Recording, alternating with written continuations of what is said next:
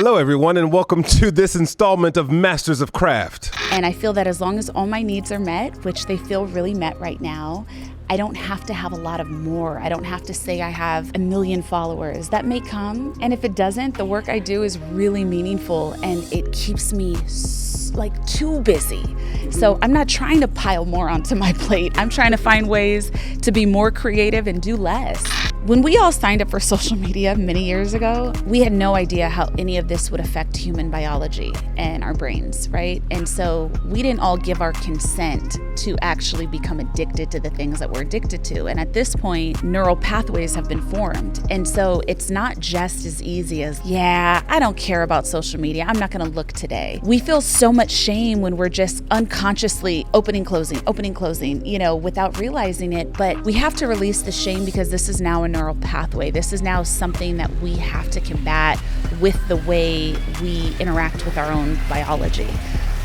Hello, everyone, and welcome to this installment of Masters of Craft. I'm your host, Chris Denson, and I never do introductions like this, but I'm doing one today because, why not? Also, I ironed my shirt last night, and then I packed it up, and then it got wrinkled.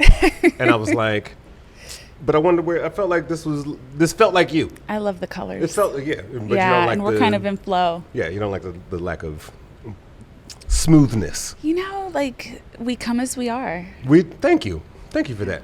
You and I have a relationship that you don't know exists, which in some circles would be considered creepy. In this one, it is not. Oh. Because I wake up to your voice almost every morning. How's that feel? Does it feel weird? And for those of you, I'm gonna make it make sense. So for a very lengthy period of time, you worked for Deepak Chopra Global, as the Chief Impact Officer, and lead guided meditations on the platform. And most weekdays, it's you. It's either you or Roger or I forget the other woman's name who's boring. But no, I'm just kidding. She's nice. No. I was like, our meditations are amazing. All of our what a teachers. Boring meditation. They all give me so much. What's your nutshell version when you have to explain what a Devi Brown is? You're not gonna like this answer. Ooh, I'm not. I've actually stopped doing that completely. And the first thing I tell people is I don't have an elevator pitch and it's too exhausting to try to come up with a way to place my life into a box that makes sense to the person in front of me. I think overall, I'm someone who is a teacher of spirit, and I find ways to do that in a multitude of ways. But I don't know. That question is interesting for me because I think post-pandemic and post us having this 10-year surge of having to market ourselves in every way and, having to quantify ourselves and title ourselves, and it's just exhausting. I feel like I'm in mastery with who God has called me to be. I'm connected to the things that are meant to matter to me deeply in this life, and I try my best to be of service and to have a lifestyle that I want for my child and myself. It feels like the highest quality. No, it's great because it feels like the highest quality definition of the phrase self-centered, right? Self and centered. You know what I mean? And you're not worried about the external perception or translation. Correct me if I'm wrong, but does that resonate with you? I think that resonates with me deeply. And it's funny because when we were off mic, kind of what you were conveying to me was the same thing I feel about myself, which is if I were to look at my life on an outside view, I feel like I'd be a mix of Forrest Gump meets Slumdog Millionaire. It's just sometimes you have so many experiences in your life and so many backgrounds that it almost feels dishonorable to try to make all of that smaller by putting it into a sentence. Yeah. But I will say this because I want to have some clarity. I started as an adult. I started a career in broadcasting. I worked in broadcasting for about 15 years in TV and in radio. And always I've been called to the work of the soul since I was a child. I have been so deeply in witness of human transformation. And so that has always, no matter where I worked or what I did or what version of myself I was, there was always this deep connection to understanding human emotion, the human psyche, and how to help people heal. And I would say in the last 10 years, my life has taken me all over the world learning and studying. I have a background in spiritual psychology, meditation teacher. I'm an energy healer across 5 different modalities of healing.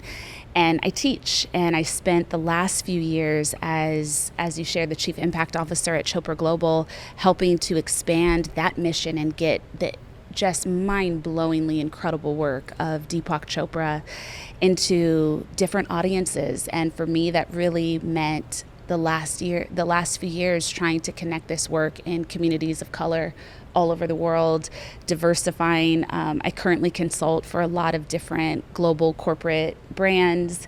I see high impact clients, and I work with all kinds of different artists and creatives on getting unstuck so that they can fulfill their life's purpose, which my deepest hope helps to further inform and enhance the lives of any who consume their work. So no box.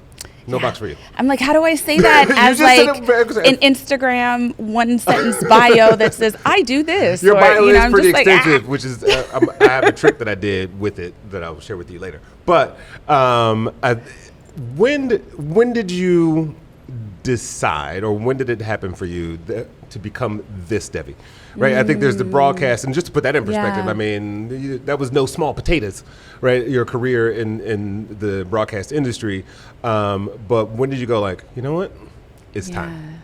Gosh, thank you for that question, because I would say probably around 2015 is when I launched my first business within wellness, which was called Karma Bliss, and that's around the time that I had finished. I started actively daily meditating probably 12 years ago. And then around 2015 is when I was having experiences that was just, it was becoming so exhausting trying to uphold my integrity and my vision for how I wanted to reach my audience. And I had to make a choice. And at that time, there was no blueprint for bringing this kind of work and this kind of conversation to the mainstream. Most of the mainstream wasn't really ready till the pandemic.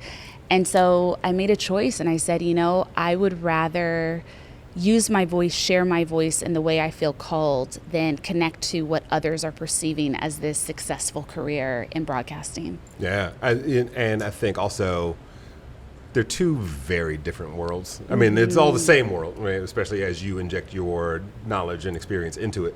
But, you know, the sensationalism of like interviewing a Kanye and, you know, sort of the public perception of what that means, then to go like, oh, I'm doing crystals and I'm doing all the woo-woo things, right? Like, was there tension with you or with even the people that were close to you and how they expected you to show up or how you wanted to show up? Because I feel like there's always like a call back to who we used to be. And that could just be a career change, right? Like, oh, I want to be a magician now. And like, I was an accountant, like, you know, last week. They were like, Joe, you know, you those magic tricks suck, right? Like, but then Joe like gets really good at magic and like, you know, he's selling out arenas, right? So that's a really crazy metaphor, my bad.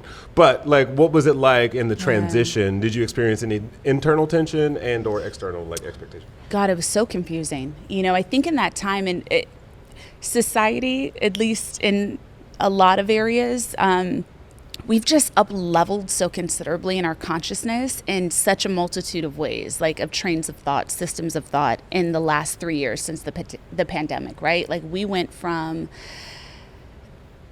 we have explored in the last few years everything under the sun about how we are in our family systems, how we relate to our own mental health, how we relate to sexuality, to all of the societal norms. Like we've uprooted so much. So stuff that seems like, yeah, of course, right now, even just as recent ago as like 2015, 2016, it was a completely different story, you know? And so when I got the call to kind of go into that world full time, I had spent close to 15 years having interviews with every single rapper you can think of, actors, like all kinds of different people, community leaders. And that's something that people saw as so valuable based on their system for success. Right. And for me, it felt like sometimes a prison, you know, and I had this conversation once, and I've shared this before, but I was interviewing just a really remarkable artist, and we got into this expansive conversation. This was 2014. We got into this expansive conversation about suicide ideation and depression. And at that time, I used to have a community show as well on Sundays where I had hired myself a psychologist to come with me. And for 4 years, we did this show, and we'd talk about current events and then try to like unpack the psyche. Nobody was checking for it, right? Nobody was checking for that at the time. You know, it was kind of like, you're talking about what? Okay, but who's dating who? And it came to a head for me when I had this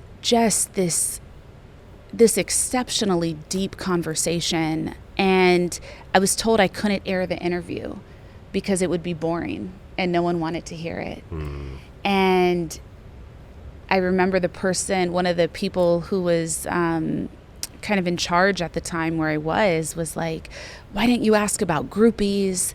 Why didn't you do this? And I'm looking around, I'm like, I'm a grown ass woman. Like, what are you talking about? What are you talking about? Right. And that was the piece where I just said, okay, I don't care if people don't get what I'm doing. I don't care if people don't value what I value, or are impressed by the things that move me, but I just have to do it no matter what. And so that was the step for me. That was the piece. And when I first started, I think I wrote a book on crystals in 2016, released it in 2017. I had a crystal collection in stores at Nordstrom stores nationally. And, you know, the biggest feedback I was getting from my community was really just like, what? Okay, you know, Devi wants you to sit down and be quiet, or she's playing with rocks. And, you know, it didn't with rocks. Yeah, rocks. It didn't make sense to others. But you know, the one thing that I'm so grateful for in my personal journey is I have never lacked in self-trust. And I think that has been one of the greatest gifts that God could have ever bestowed upon me, irregardless of all the other, you know, challenges that we all face, all the other sometimes considerable experiences that you have to move through. Self-trust has just been innate to me. It's been never questioned. Right. So in a second, I'll be like, yep, let's close the chapter on that entire life and start a whole new life in this lifetime. Yeah, I mean, a lot of people, there's so much to unpack in that anecdote. And, you know, one of the first things that I thought of was just the fact that if you were doing that show for 4 years, it was almost preparing you for, you mentioned the pandemic a couple times, right? Like what shift was going to happen. There is that idea of self-conviction, and I keep thinking about that through an entrepreneurial lens where, I don't know, you take somebody like Travis Kalanick, or, you know, anybody who's done like a disruptive business in society, and they go like, yeah, but this is going to be a thing. Trust me. Yeah. Right? And like, the feedback that you get is always going to be in opposition to that. Yeah. You know, by ratio, right? There's going to be like, yeah, and then for every there's going to be 30. Like, I don't know what you're talking about. Yeah. And so, yeah, go ahead. Sorry. I love what you just said there. Like, I resonate with that so deep, and I think that, you know, for me, when I got that feedback, right, like it can always be like fun and entertaining to talk about, you know, the challenges or like the quote unquote haters or the people that, you know, didn't believe. But in actuality, it's like that to me is one of the biggest signals that you're on the right path, right? Because it's like, I shouldn't be thinking things that everyone else is thinking right now. I'm not led by groups. I should be seeking out those kind of breakthrough thoughts, those bridges, those connection pieces that make me understand this human experience differently. Yeah. And, you know, I think a big thing that came to me early when I realized that some of what I was doing made sense to me but didn't seem natural to other people, it was just being willing to let go of my audience and say, you know, I'm not going to try to fight to keep people. I'm just going to release it and allow whoever is meant to consume the work that God has put on my heart. I'm going to create space for new community, for new people. Yeah. And that takes time, and a lot of rejection happens in the midst of it, but it happens. Well, also, like, letting go, in my opinion, is one of the hardest pieces of the puzzles of growth. Yeah. Because it's sort of ethereal, right? Like, it's like, oh, I know how to do this thing really well, and I'm highly respected for it. I've been rewarded for it. and it's almost expected. Yeah. And then to there's another quote that I love, which is, it's not that people don't like change, they don't like transition. And it's just like, and my favorite anecdote from that is going to the grocery store and there was self-checkout. And I was like, I don't want to check out my own groceries. Like, what? Like, I don't work here. Until that one time I was in a rush and I was like, oh, skip this line. And I was out. And I was like, wow. Right. And so, or you take that into the artificial intelligence conversation. We're in a big season of change.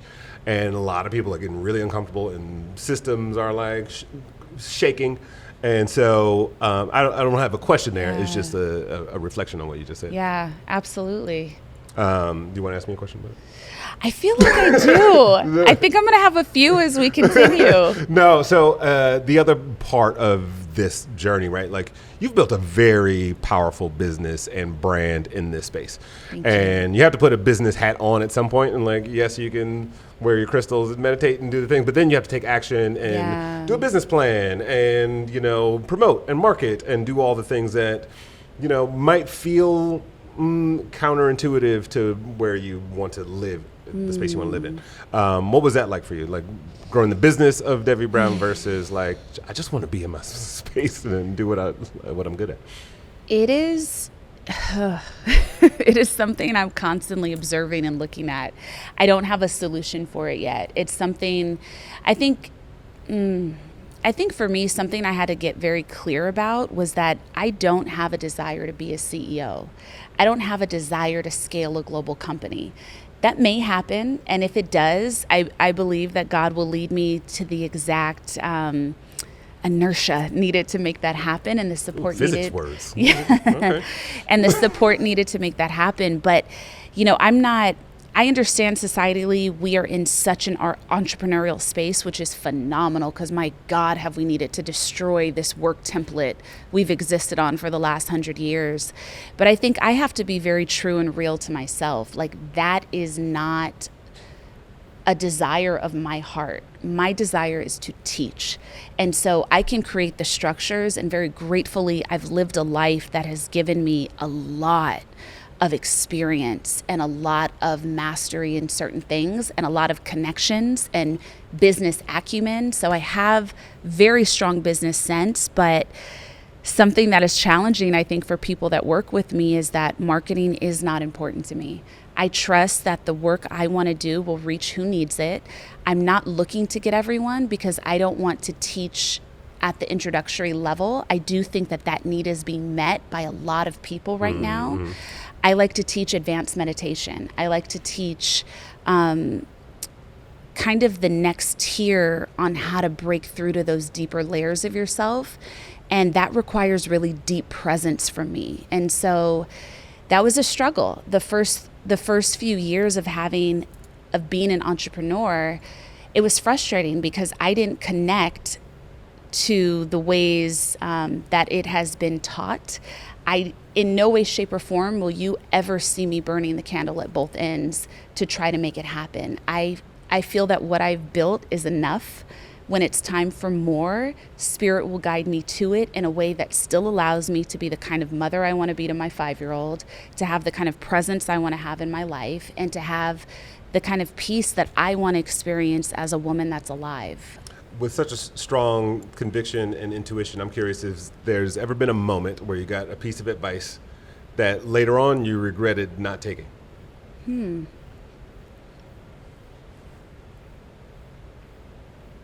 I don't necessarily think so. It was great. Yeah. I think, do sometimes we not do everything? Sure. Yeah. But I feel so aligned with my life right now. Yeah. And I feel that as long as all my needs are met, which they feel really met right now, I don't have to have a lot of more. I don't have to say I have 1 million followers. That may come. And if it doesn't, the work I do is really meaningful and it keeps me too busy. So I'm not trying to pile more onto my plate. I'm trying to find ways to be more creative and do less. Right. Why did you say yes to coming on this show? And I've never asked anybody that question before, and only because we don't know each other. We have a couple of mutual friends, but given the types of filters you have for the work you do and where you spend your time and energy, like, why did you say yes? Let me sit for a second. Sorry, I know we can't leave dead air, on a recording. But just look at the camera.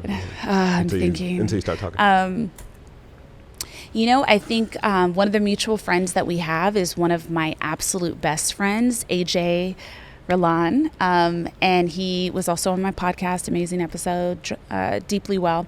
But he told me how much he enjoyed being on this show, and he was just very moved by it, and the way he shared his experience with me. I was just like, wow, that sounds like such a beautiful day.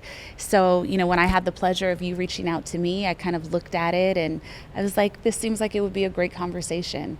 Well, hopefully no regrets. How much time we got left? I know, right? Hey, what else do I have here? No, you say so. You've worked with a lot of corporations. I was at an agency for a while, and I was like, "Ooh, we should get her to talk." And you came by and blessed the crowd. That was such an amazing conversation. Can I just say? And I remember the woman that facilitated the conversation. It just Pilar.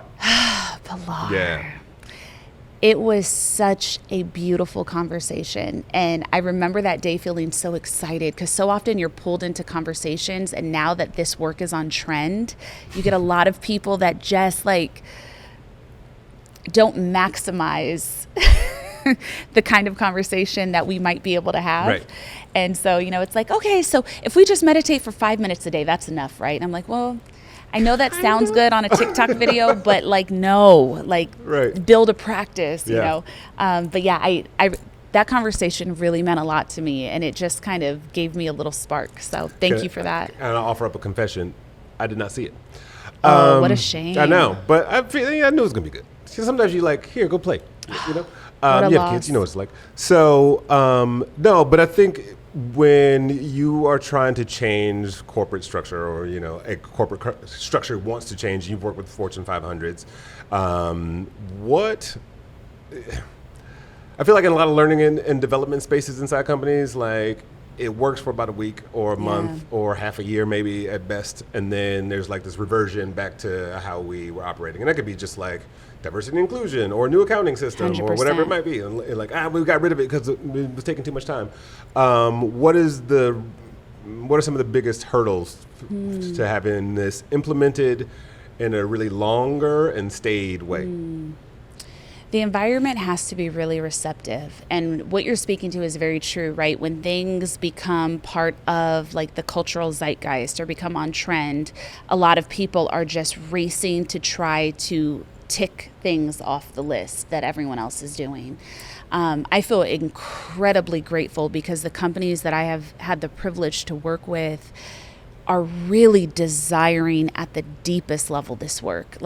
There is such a strong belief and commitment over time to seeing it executed. Mm-hmm. I think there's so many misconceptions in this space because, again, there are so many things that have to change about the way that we work, right? Individually, there's so many things that have to change about the way that we program ourselves in work and in our personal lives. So it's just such a layered and complex kind of beast. And I think for a long time, a lot of companies, when we use the word wellness, and I know wellness right now is evaluated something like $5 trillion as an industry, so much falls under that umbrella. Wellness as a business encompasses fitness, and encompasses CBD, diet, meditation, it's just mental health, emotional health, so many things. And so that is the core of what you have to understand as a company. What is it that you're trying to shift? Because if you just say wellness, that is everything. Right. But within wellness and well-being, it's believed that there are 4 pillars, technically a secret 5th pillar. So that's mental, physical, emotional, spiritual, and community. So you have to get clear on what is the need, not only that I want to fill, but what is the need that is possible to fill given the structures at play and all the other structures within ourselves and within society. So I think for a very long time, a lot of companies were looking at it specifically from the fitness end. So 10 years ago, the way a company would enact a wellness program, it would be about getting everyone to lose weight together. And you'd weigh in on your lunch break, and everyone would talk about if they did their 10,000 steps. And if you, have this, I worked at a couple companies that were doing that all the time. We were all drinking the same protein shakes and, and clearly that hasn't aged well. Could you imagine? Like, right. Let's weigh ourselves in front of everyone. Yes, exactly. So for me, the area that I like to work with in wellness is how do we nourish someone's mental health? How do we nourish their emotional resilience and their capacity to be creative? That is where I like to lean, and that still is only a piece of the whole person and the whole ecosystem. But they have to be committed to a top-down approach. It's not just about giving something to your entire employee bank. And it's kind of like the thing of parent, when you're raising kids, like, do what I say, not what I do. When has that ever worked, right? Like your child, that's gaslighting. Like your child is not going to be able to master a skill, a presence, an ability if it's not actively being role modeled and supported in every other structure of how they're able to be themselves and show up. And so I love taking that same approach with the companies that I work with. Well, I think there also has to be like, you have to be unapologetic about what your bottom line is, right? Yeah. Like getting together and blah blah blah. Like at the end of the day, you want more productivity. Yeah. You want to earn more money. Right. You want to get your product into the hands or your service into the hands of more people. Right. And you want to grow your business or at least sustain it, right? And so I think we want to enter it with the language of the culture and the moment. And it's like, oh, we want to do a wellness program. It's like, because, and I think there is something to be said about, like, we want everybody to be able to keep their jobs. Like, there's some transparency that could be had. I was at an agency for about 5 years where I ran the innovation practice there. And I told our president one day, because I was like, we do a really great job of telling everybody good news. Oh, we won this account, or this happened, we got this award. Like, an account goes away, everybody's just whispers and like tension in the hallway. And it's just like, what do we do with those moments? Like, what do we do with the tough, moments that require honesty? That is so beautifully pointed out, because I think, something that I've come to, and I speak about this a lot with the CEOs and the companies that I work with, it's all we're doing in any work environment that we're in is repeating whatever spiritual curriculum we haven't completed within our own family systems. So if you're at home and you had a certain kind of relationship with your parents or with your spouse, you are role playing those exact same dynamics at work. You are, for some people that looks like if you had a parent you were always trying to please. Now you're always trying to please your boss, and your sense of self-worth and your emotional regulation is tied to how your boss or how the people you're viewing as authorities are perceiving you and receiving you. And, it's in the spiritual world, there's the thought as above, so below. And it's the same thing. Our personal lives to our professional lives, they are never that different. We are always enacting the same kind of patterns that are longing to be looked at and released in both. Yeah. So we're sitting inside this 30,000 square foot Verizon Innovation Lab currently. And I can't help but think about like the relationship between technology and mindfulness, right? Like, I was going to say didactically, but I've never used that word before, and I don't know if I used it correctly. SAT word, great word. I know. Well, let's see if it's right. You guys go out there and Google it and tell me. I've been called didactic, yeah. Oh, what does it mean? Okay. I don't know if these two, it's same root word. I don't know how well they go together, but it's just kind of, I don't know, for me, the way it was related was like the way that I pronounce things or the way that I kind of time my words or space it. So I probably used it wrong. Do you have a phone? Can we Google? We could. Caleb, do you want to look up that? Didactic. Caleb was going to join us in a minute. In the manner of a teacher, particularly so as to treat someone in a patronizing way. Oh, no. Or to teach. Or to teach. Or. Either way, I used it wrong. So my point is, they are diametrically opposed. Well done. Look that one up. Diametrically opposed, because, yes, we have our devices in our hands all the time, but then like we started this conversation out, like that device is also what helped me get my sort of mornings and days started and change. So we can discover more things. We can Google things immediately, but also we should probably take a break and not touch these things at all. So when we're talking about artificial intelligence or augmented reality or like more and more screen digital engagement, how have you found your work affecting like society's relationship between technology and detox? God, it's so hard. It's hard. I think, I like to try a lot of, I am obsessed with biohacking and meta learning everything that comes into my curiosity. It takes a lot of my time. But one of the things that I've been kind of testing out is a few different devices that are coming on the market to kind of support that. And like one of them is the light phone. And I've really enjoyed kind of playing with that because what I crave is being able to have the ability to communicate, but not feeling, when we all signed up for social media many years ago for some of us, like 15 to 20 years ago for my first platform, we had no idea how any of this would affect human biology and our brains, right? And so we didn't all give our consent to actually become addicted to the things that we're addicted to. And at this point, over a decade in, neural pathways have been formed. And so it's not just as easy as like, yeah, I don't care about social media. I'm not going to look today. We feel so much shame when we're just unconsciously opening, closing, without realizing it. But we have to release the shame because this is now a neural pathway. This is now something that we have to combat with the way we interact with our own biology. I think I have an additional thought there because the word metaphysical pops up a lot with your, almost like synonymous with your craft. And there's something I've been like diving a lot more into. For instance, I had a like out of nowhere crazy lower back pain yesterday. I'm relatively healthy. I'm like, AJ and I go to yoga. So I was like, what is going on?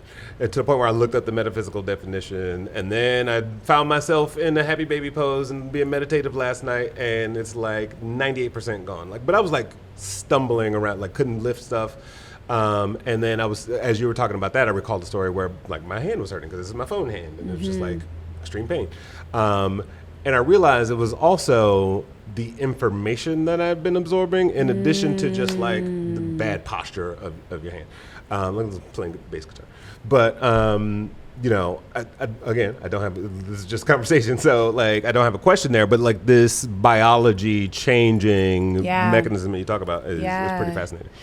God, yeah. And it's just, I guess another tool to bring us back to our awareness of our inner world and our body's responses to things. But something I've been trying out because, as a mom, I can't just leave my phone and be in the world. Like we're actually kind of, if you live in the modern world and you're not off the grid, the ability to leave your phone behind is becoming rarer and rarer. For instance, in some places where there are trains and subways, they no longer have the schedule listed. You have to do a QR code to find out what train you need to get on.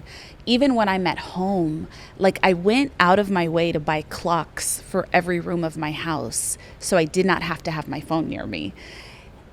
And then I want to set up my sound machine to go to sleep or get in my sauna, and guess what? I can only turn it on with the app. There's no longer buttons on things to just turn it on and off. Right.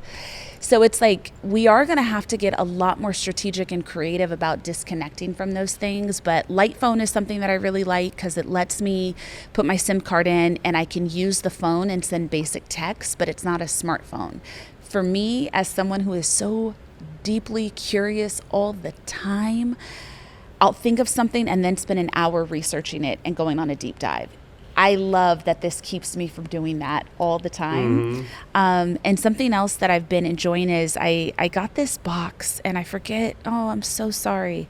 I forget the name of it because I actually really enjoy it. But I think it's called like a mindful box, something. It has a timer on it.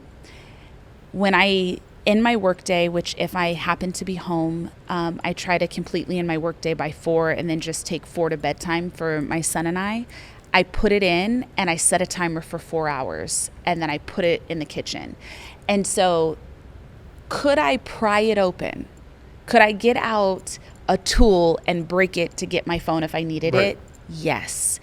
If I'm going that far, that gives me more information I need about what I should be doing for myself. But that has been really helping me fight the very natural urge to be constantly connected. Yeah.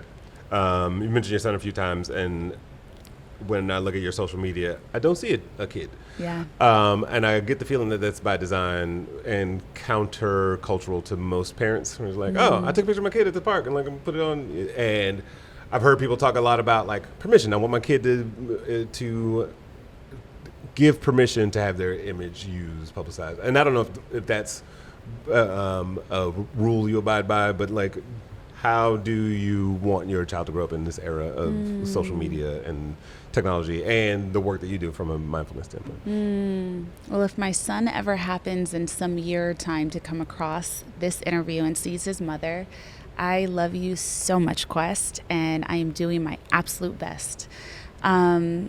It's the thing you said about consent is so deep to me. I was actually kind of on a Twitter talk unleashing about this a few weeks ago. It's something I think about a lot when it comes to my son. And when he was first born, I really had this deep intention to like never share him on social. But then I really wanted to share the special experiences I was having, especially in that first year and 2 years. So sometimes I would share him. It's a couple of things. It's about consent for him. He's not yet at an age where I have gotten the consent or got a full understanding of who he is to know how much of his life he'd want to have anyone to have access to. I'm also very aware of the fact that anything I share, it is through my lens. And by broadcasting that out to hundreds of thousands of people and to him, I'm creating this narrative about him before he's even started to become himself, And so just those subtle ways that we influence our children, I'm very, very aware of. It's the most important thing to me about my child is that he has the freedom to be himself in whatever ways that means, and that he feels accepted, loved, and supported in whatever that is. So the consent thing is a piece for me. And then there is also a piece for me that says, I don't have a private page that is just me and my family and friends. Those are the people I like to share my son with. I could potentially have content and get more followers by sharing my son's face. He is like extremely delicious. Like he is so beautiful, this little boy, and such a delight and so smart and utterly hilarious. Like he'd be a favorite. But, I share my work on social media. I share art on social media. I share things that I feel are meaningful. Something I think about a lot is it necessary for me to share the most important parts of my life with an audience of people I have never seen and that are not a part of my life? Right. My boundaries in life are important, and I feel that all my relationships are deeply reciprocal, and it almost sometimes feels like energy leaking to overshare for me on there. If we haven't built a rapport where either of us have the right to speak into one another's lives, to draw assumptions, to create perceptions about each other, that's not an area that I want to share. There's times I'm like, I'll go through some random social media account, you'll find a picture, like I'll find a picture of myself. And I'm like, hey, look at all of us. And I'm like, I don't like that. Like, it's a little, a little lower bar, but I'm like, I don't like that picture of myself. I barely know you. Like, there's this sort of, it does feel like a slight violation. And that's a piece that's interesting to think about, right? Because now we're in the nuance of how social media has actually affected our lives and our perceptions and our narratives. And I think that's something I talk about with my friends. I'll let them know, like, hey, I don't I'm not really comfortable being content. I don't want to be content today, so I don't want to perform. You know, it's like, yeah. Speaking of content, you there's one of your on your Instagram you talk about inspirations, and Tupac and Georgia O'Keeffe were the ones that stood out to me because again, I think they're diametrically. Did we use it right? Diametrically opposed, but they're two forces. I don't know, but that's what I want you to explain. Like why those two individuals. I'm sure you have others, but like those are the two that kind of caught my eye. Yeah, those two, especially Pac. And there was those a lot two of Pac. Really Yeah, big I was for like, me. okay. Yeah, Pac has been like a deep inspiration for me since I was probably 11 years old. Like he has never left my thoughts since I was 11. I think for a variety of reasons, Tupac. I think Tupac is just such an exceptional artist and teacher. And Tupac it's very clear that he had a certain experience growing up that gave him a lot of self-inquiry and a lot of inquiry of the world. He had a deep curiosity. He was a revolutionary. And at a young age, when he was faced with seeing the contrast of human existence, right? Like his mother was a Panther. He grew up in that. She also did drugs, which probably for a large period of his life meant that he may have been neglected in certain ways that other children are not from that experience, right? You then flip it into he is an absolute artist, and he was a prodigy. You know, he went to these art schools. He wasn't just, like in the hood or speaking to violence or speaking to kind of materialism. Like he was studying and reading art from masters. And he lived such a dualistic experience. And I think I really related to that. I've lived a very dualistic experience. It's how I see the world. And so in the music that Tupac shared, I thought that he conveyed, I didn't know this at the time, this is adult language, but he conveyed the full spectrum of human emotion. Pac was not perfect. We can all agree on that. He was a man. He was flawed. The majority of his work was completed by age 24. 24. 24. I didn't put that in perspective. That's wild.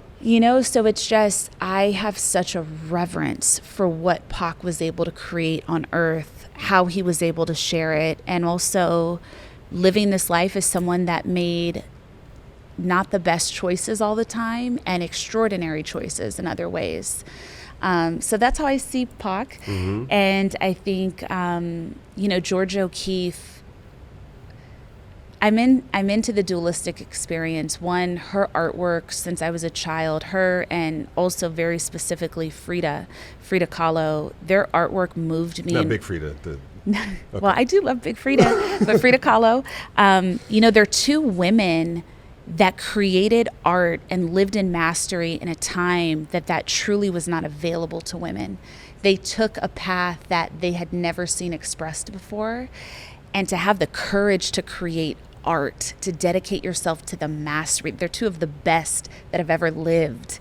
And they both told a lot of stories through challenge, through pain, through creating themselves. And I think especially with Georgia, something I think about a lot, one of our great American artists is, I remember I found these photos of her online. I had gone to Santa Fe. I was actually there with a really brilliant healer, and we were doing some work, and I went into the city, and she lived right outside of Santa Fe for about 40 years of her life until she died. And I remember I found her museum, the Georgia O'Keeffe Museum in the heart of Santa Fe, and I walked in and I saw these images, and there were these nudes of her, which led me to kind of do this deep dig. There are these photos of her taken in 1912. They're very sensual, kind of poetic nudes. And looking at her as a woman of 1912, right? Black and white images, but she had some of the same evocative posing and body movements of some of our most embodied feminines today that we see, them in that expression. And it just stopped me in my tracks. Like, to take that in, a woman, and we weren't, I don't believe we even had the vote at that time. Yeah, no, there's so much, like, Most 100% not where Most we're women couldn't have their own checking accounts till the 70s or 80s Right. without a man so it's like, think of the context of what it is to take up that much space as a woman and be that much yourself and be that creative unapologetically. So that I loved that. And then I think about often, actually, the fact that somewhere in her early 40s, she moved to a town that only had 100 people living in it and spent the rest of her life there in a little Really? adobe and sleeping on the roof of her adobe under the stars for like the next 40 years. Like, people like that just get me going. Yeah. People that just understand the way God wants them to express whatever it is, whatever the gift is, and they just say yes, and they don't connect to these societal expectations. And sometimes you're celebrated while you're alive, and sometimes it's not for 100 years till after you're gone. But to me, that's what purpose is. It doesn't matter when people get it. You're just meant to share it. Yeah. That's the most impassioned you've sounded in this conversation, aside from the bit about your son. Are you thinking right now how long-winded I am? No. I was like, I still have a comedic brain. I always want to like interject with like a ha, but also have like the depth of, wow, that's pretty intense and amazing.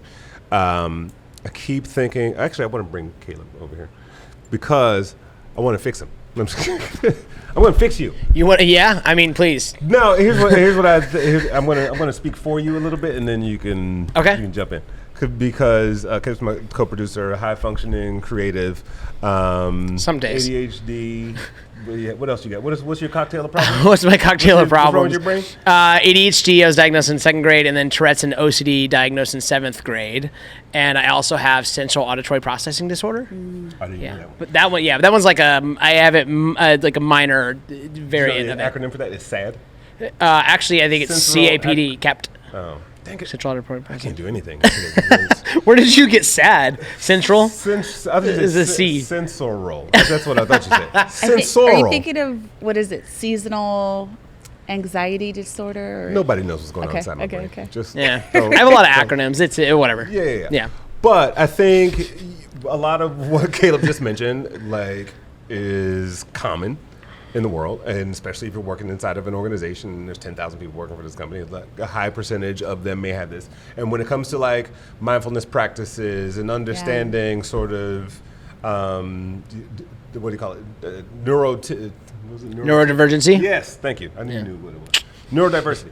How does that play into the work that you do? And I know just anyway. Where are we with that?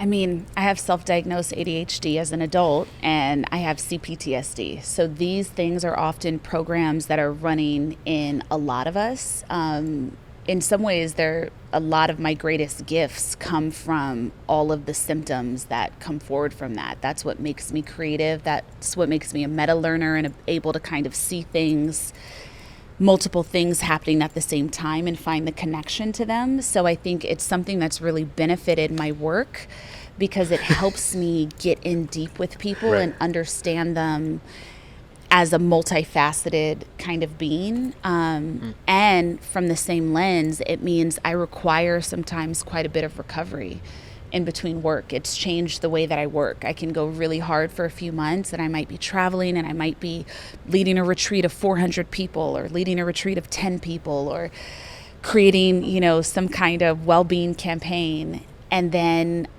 I will have to disappear for like a month or 2 months and just get my creativity back. And for me, what that looks like is just really nourishing myself. Like, I'm in that, July has been that space for me. I took the majority of July off because I rev up quite a bit in August. And so every day I do a cold plunge. Every day I gift myself 2 hours worth of meditation. I'm really focused on my body's health right now. And so I think, when you are a person that identifies as having multiple acronyms to the way that your brain functions and your emotional world functions, it's really about kind of implementing that same depth of creativity that kind of makes you awesome in all the ways that you're awesome, directing that towards the ways you choose to care for yourself. How can I be creative about me?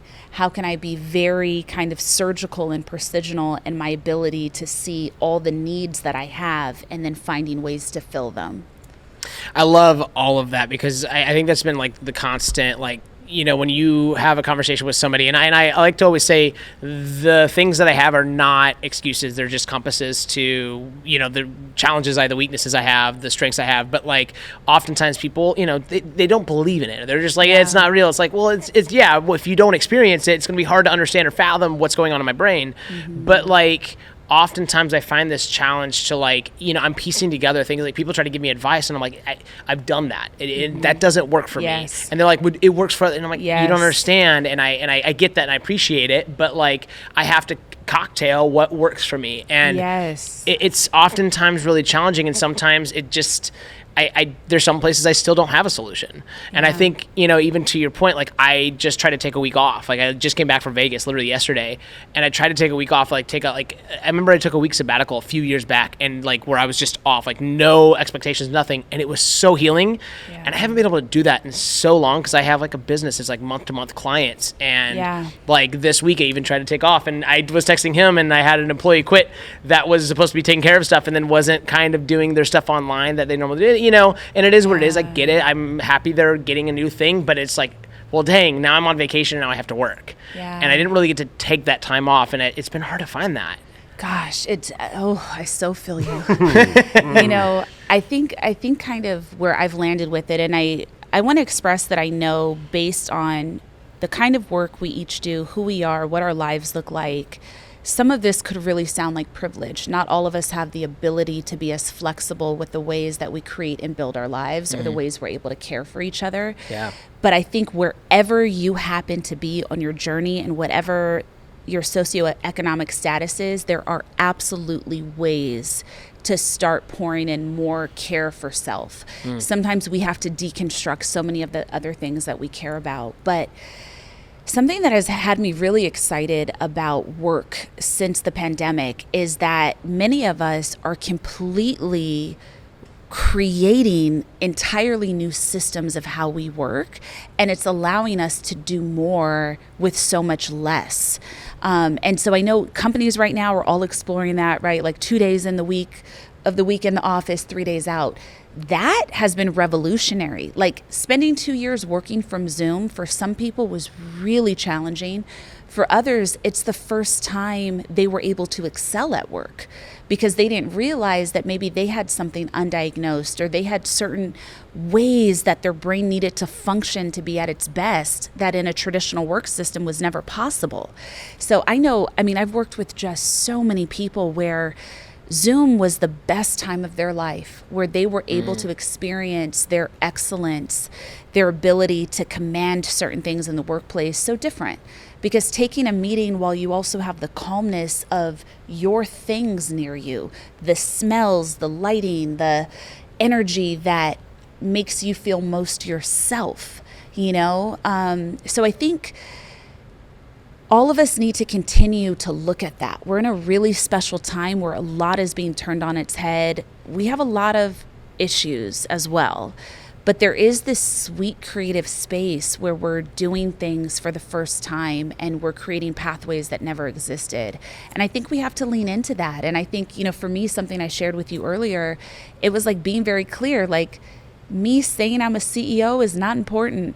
I've run a company and I realized I don't like running a company in that way because it keeps me from being creative. Right. So I need to get the people that can help facilitate and grow my vision so that I can get to what my gifts actually are. But just for you, I would say as much spare time, you know, as you can possibly access, and then find a way to just say, okay, to live my lifestyle in the way that I want to, that I feel the most creative. I know that I'm going to have to wrap my mind around working in this particular way in a very robust way for 4 months.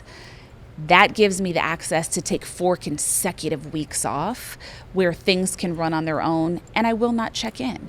And as we build our boundaries at work and also realize, does this have to be done, or is this my boss being dysregulated? Is this the people I'm around being dysregulated and not knowing how to control their own emotional world that's trying to push me out of my comfort? We got a lot of things to explore right now. Yeah. Self-centered. Hold on, I got 2 more points because we gotta get her out of here. Yeah, I know. Sorry, I talk a lot. No, this is incredible. Well, it's funny, incredible. To that point, when you mentioned undiagnosed ADHD, my daughter got diagnosed with ADHD in 9th grade, and I remember sitting there across from the doctor, and then she's like, "Here's what happens, blah blah blah," in her brain, and like literally, I go like, "You're talking about me."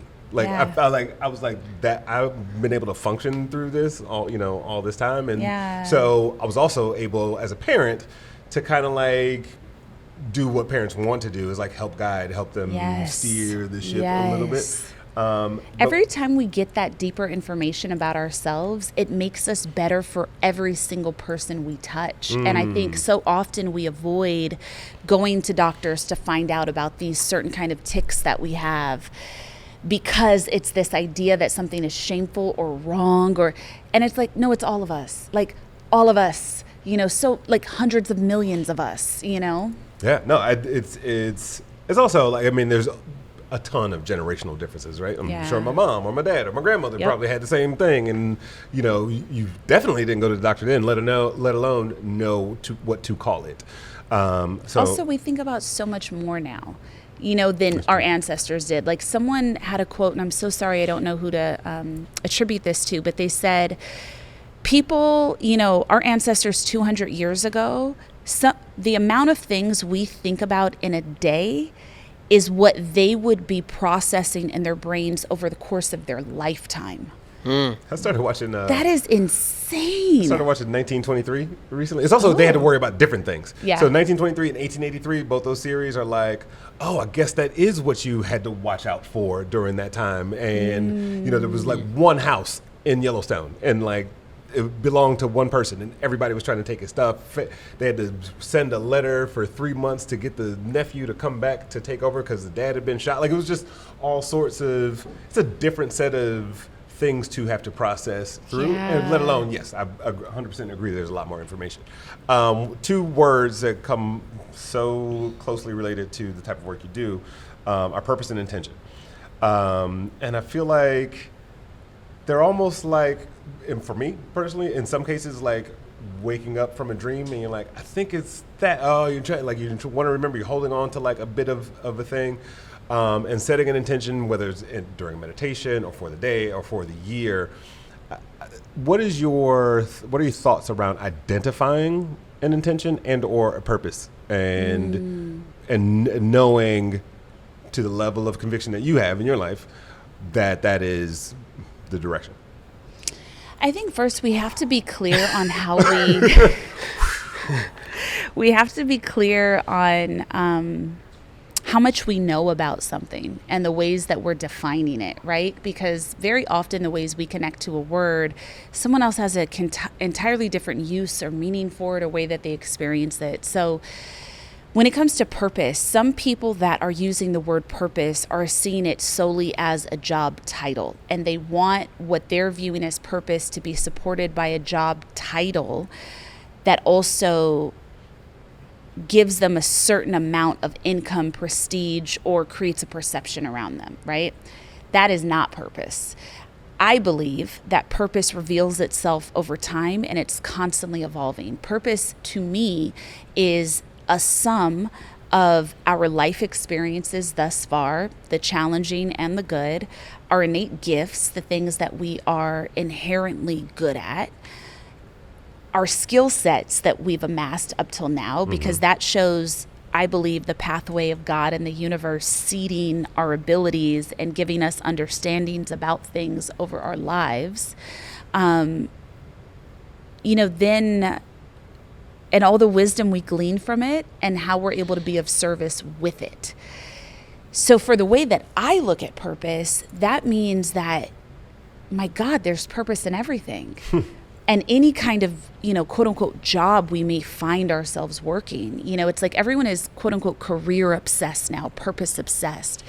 Anything you do can be not just purposeful, but like profoundly purposeful. You know, it's about understanding what you are and how to use that in service, and what skills have you acquired on the way. So I think if I look at the totality of my life, I have not always gotten it right. My God, not even close. And I think I've always been living in my purpose, because everything that I've done has utilized that. I've used things that I'm inherently good at, which is intuition, seeing, observing, understanding, communicating, right? I did that in service to an entertainment industry at one point. And then now I do it for a global app, and I help people connect by using those same abilities to share meditation. So that's my view on purpose. And I think my view on intention is,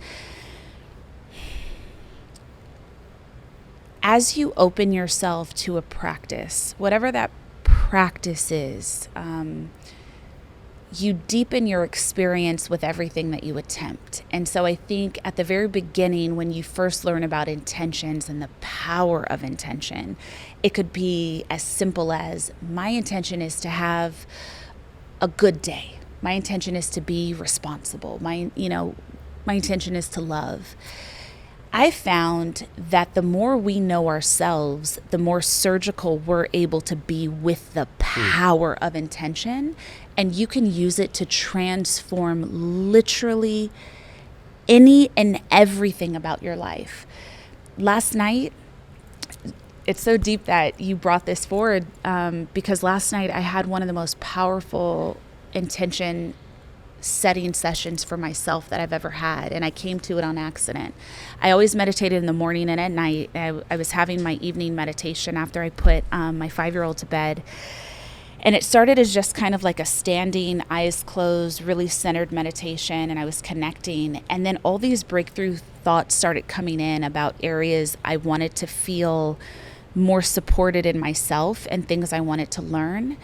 And so I just started for an hour. I just started without stopping, like speaking intentions out loud that were so specific.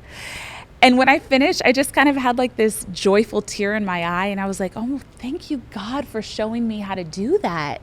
Thank you, God, for giving me this new style of communication to express these things, these longings of my heart, you know? And so some of those intentions were just, very very specific to my life, which were, my intention is to repair with my son in real time anytime I get it wrong or anytime he feels unseen. My intention is, right now I've been really passionately humbled by and enjoying this cold plunge, this daily cold plunge practice I've been doing. And it's really taught me a lot about myself. And so I keep saying my intention is perfect health and any pathway that gets me to that. My intention is to be present with how challenging this cold plunge is for my body, and to learn and to accept it and to do my best. And so by being that intentional and that specific, I believe it takes some of the pressure off, and it builds our awareness of where we'd like to see change in a way that makes us participants in it. And finally, that was a lot. No, I know, and I'm like, ooh, I wish we had more time. You're the only guest that's been on the show who has the word master in the same sentence as their vocation. But what you just expressed was just like another layer of learning and discovery. What do you feel like you still have yet to master? And probably everything, probably everything. I think there's probably so much I haven't even thought of yet that I may want to attempt one day. And I'm in constant practice of grace with myself, but there's a lot I want to have a deeper relationship with in my life. There's a lot of things that I want to learn before I leave this planet. Like, I can't even count. There are so many things that I hope You want to communicate with aliens? to learn about. Who says I'm not? That's what I feel like is next level for you is going to be like outer atmosphere. Devi Brown, thank you for joining us. Thank you so much. Caleb, thank you for sitting there. Hi, thanks. Thank you for your mustache. Thank you for this conversation. This was so beautiful. I'm glad you came by. Yeah, I'm glad we got to do it. So, and now you're not in my AirPods. It's real life. So, no, thank you so much for coming by. I appreciate it. Thank you. Yeah.